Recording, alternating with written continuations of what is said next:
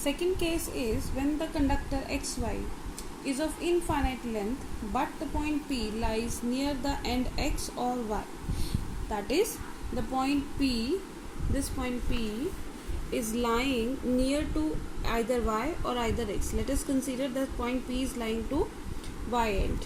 So let me again try to explain you. This is of infinite length, long length, and that point P is lying close to this.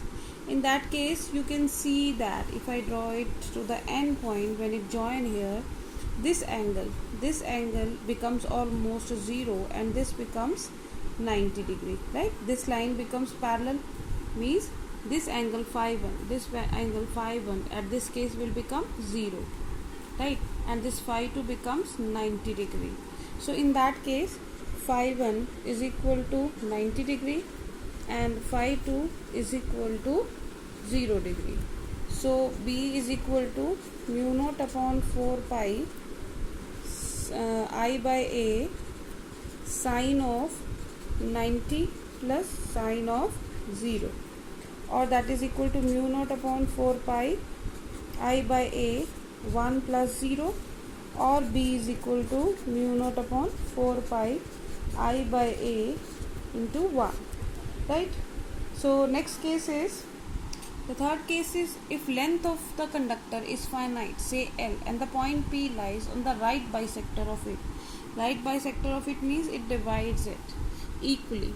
In that case, that phi 1 is equal to phi 2, right? Means if the conductor is of length L, finite length L, and point P right bisect it, right?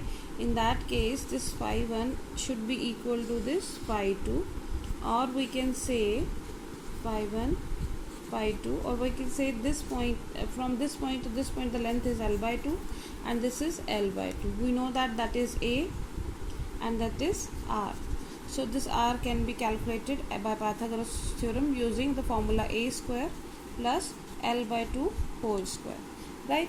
Now coming back to the formula, B is equal to mu naught upon 4 pi I by A sine of phi 1, instead of phi 1 we will put phi, plus sine of phi, or that would become 2 sine phi. So mu naught upon 4 pi I by A into 2 sine phi. Now if we calculate sine phi in this triangle, this is right angle triangle, so this becomes base and this is perpendicular upon hypotenuse.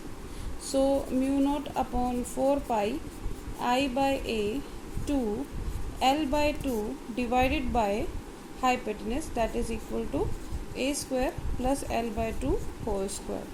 Upon solving it, this L by 2 will cancel out this 2. So mu naught by 4 pi I by A, this is L upon root, this becomes L square, this becomes 4a square plus L square, and the denominator 4, root 4 is equal to 2, and that goes up, that is 2L.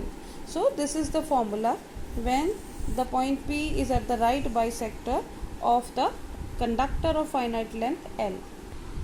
Fourth case, that is when point P lies on the wire conductor, right? That is, in this case, this point P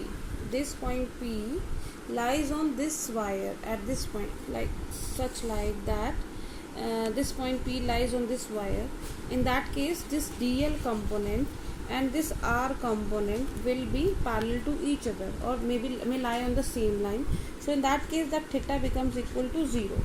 Now if sin theta is 0, it means that DL vector cross R vector, which is equal to DLR sin 0, is 0. So B is equal to 0. That is, in that case, magnetic field at point P due to straight wire carrying current is 0, right? This is very important application and will be used in most of your numerical problems.